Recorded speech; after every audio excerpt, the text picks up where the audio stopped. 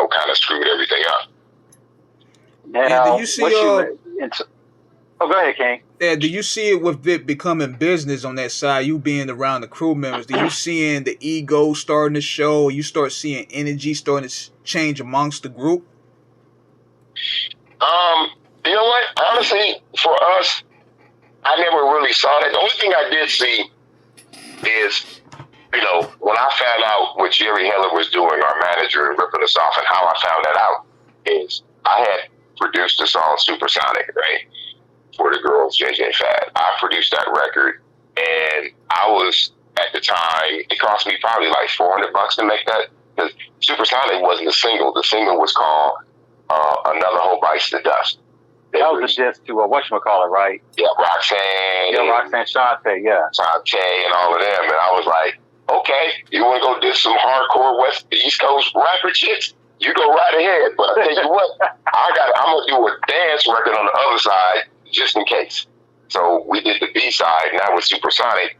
And all the DJs got it and flipped it over and started banging Supersonic. So we had to repress that as a single. And I put it on Dream Team Records because Ruby and all them was my homies. I used to do stuff with them. And I remember being at the drive-in theater one time. I was 16 years old, man. I just got my car, 16, 17. I'm at the drive-in theater with a girl. And in the intermission, they started playing the Dream Team's music video at the drive-in movie.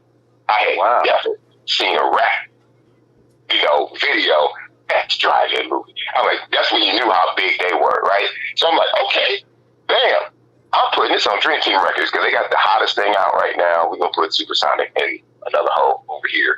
And we did. It blew up. But unfortunately, rest in peace, Rudy Pardee. We had some business discrepancies when that thing blew up, and I had to take the record back. So I took it back, put it on Ruthless Records, but we had just started our own label, And the money from Supersonic was actually funding NWA production because Supersonic was just blowing up, right?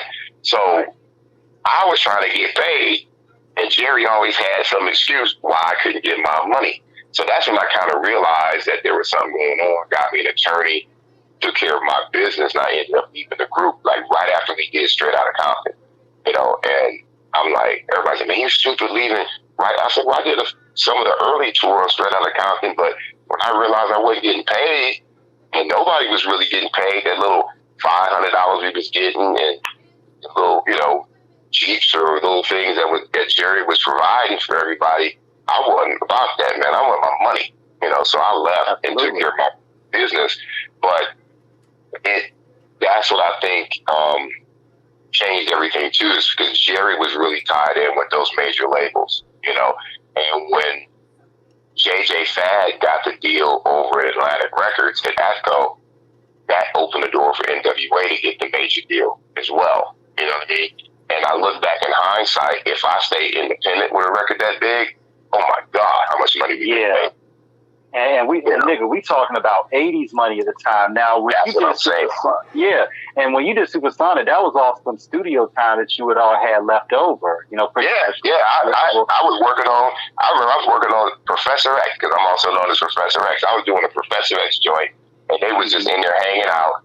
And I had about 4 or 5 hours of studio time left, and they was like, "You make a record." I was like, "All right, whatever, let's go."